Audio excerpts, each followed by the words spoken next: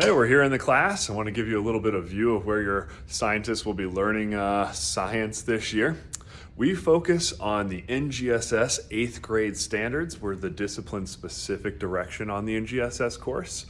So our critical concepts align with that 8th grade physical science standards. What we actually get to teach is a lot of the invisible parts of science this year. It's an amazing aspect that we get to try and teach stuff that our students can't really see. We focus a lot on our electricity and magnetism, our astronomy, our waves, our forces in motion, energy transfer, synthetic materials, gravity, and chemistry, my love. We really do love to have our students be scientists in this class. With the NGSS course, we really push our students to do the science, not learn about the science. We push them to try and act like that scientist throughout the process so that they go through those struggles. You're going to actually realize this year that we do push our students to constantly analyze what they think is failure. We look at that as our mistakes, and we utilize the scientific method to redirect students to kind of analyze what observations, what results they ended up with, how do they try it again, reevaluate, and give a different product. I actually have that aligned in my grading as well. So in our grading, there really is no late work. What I do push students to do is constantly give me their best ability at any given time. And sometimes that's the max they can do is a 2, but if they reevaluate, try it again, we push them to that 3 in those higher levels.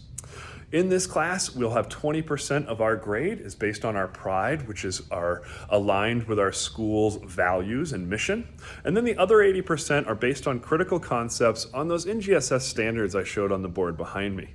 We have about 9 critical concepts that we follow, which do align to our 8th grade physical science standards. And we'll be hitting up about 2 to 3 of those standards in any given trimester. And sometimes we don't end dead on a trimester, so they do roll over to the next one.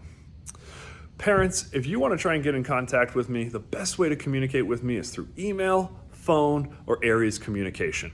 I do always push my students to try and communicate with me more than my parents. So if your student is struggling, I do always ask that you try and guide your student to communicate with me what their challenges are, because I am here to guide them and get them to excel and do the best that they can at any given time. Again, best ways to communicate with me are going to be through my email, my phone, or Aries communication.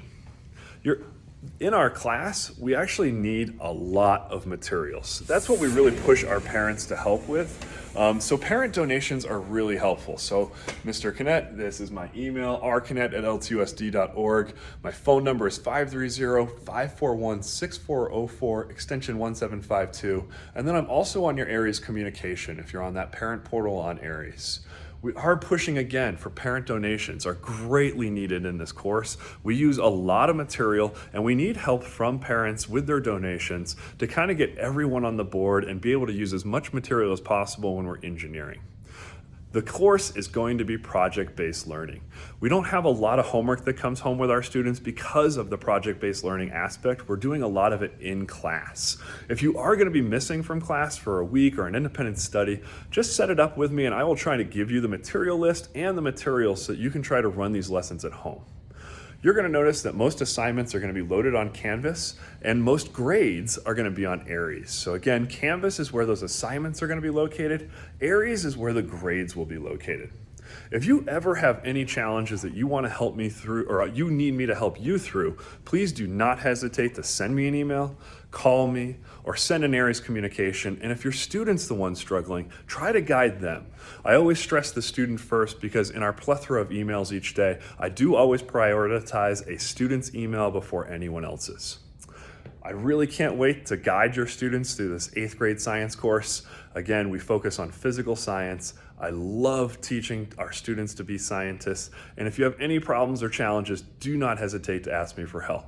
It's going to be a fun year. I can't wait to teach all of your children. And again, please be on the lookout on those Aries communications for when we need parent donations for future lessons. I'll talk to you soon.